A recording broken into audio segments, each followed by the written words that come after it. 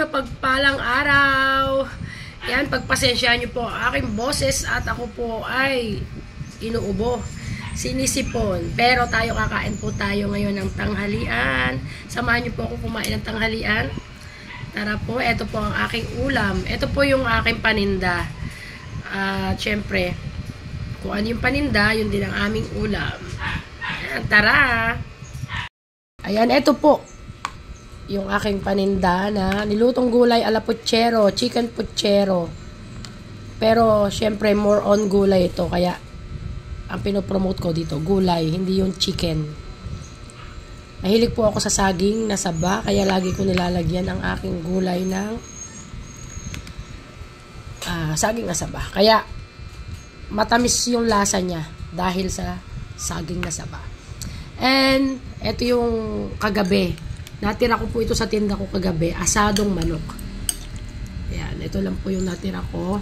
Siyempre, kahit hindi siya matira, pilit akong magtitira dahil favorite ko rin po yung mga niluluto namin.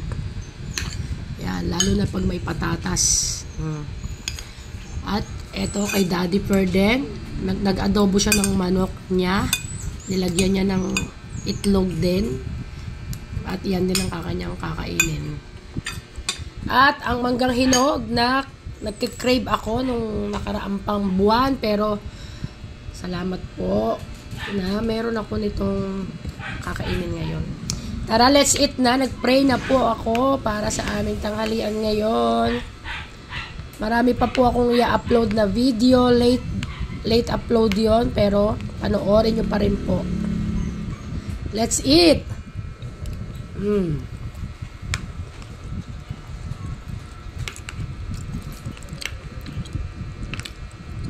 Sarap. Tamis-tamis na sauce niya dahil sa saging na saba.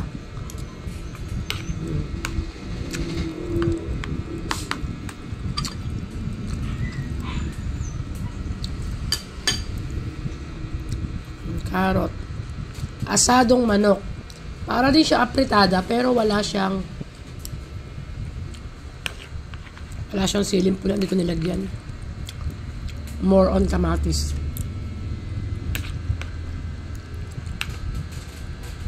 Tamis ng gulay.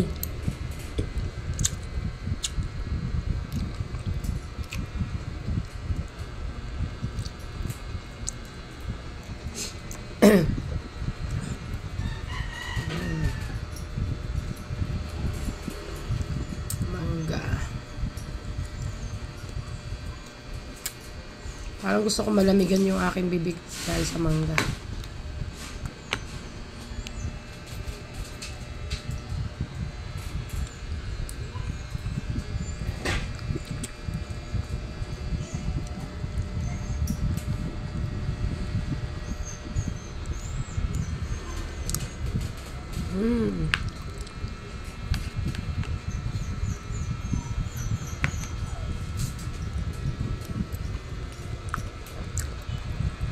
Ayun, ano po ang ulam nyo? Kain na.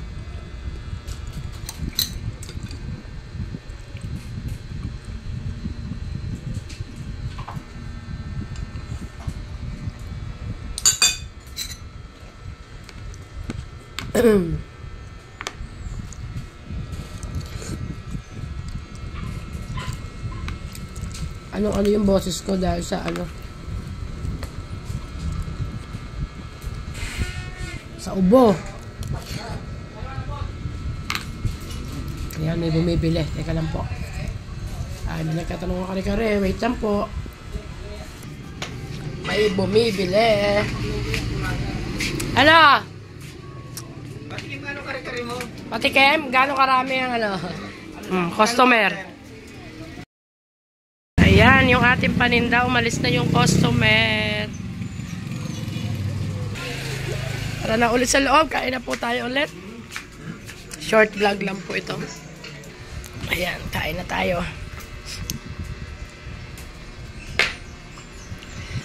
Ayan, kain na rin po kayo. Short vlog lang po ito. Sana po ay patuloy tayong ingatan ng Panginoon. At laging tatandaan, always be a blessing to others. Spread the good vibes. Pray every day. Sana po, ang bawat isang tahanan ay mayroon ding pagkain pinagsasaluhan sa kanilang hapagkainan. Maraming salamat po. God bless everyone!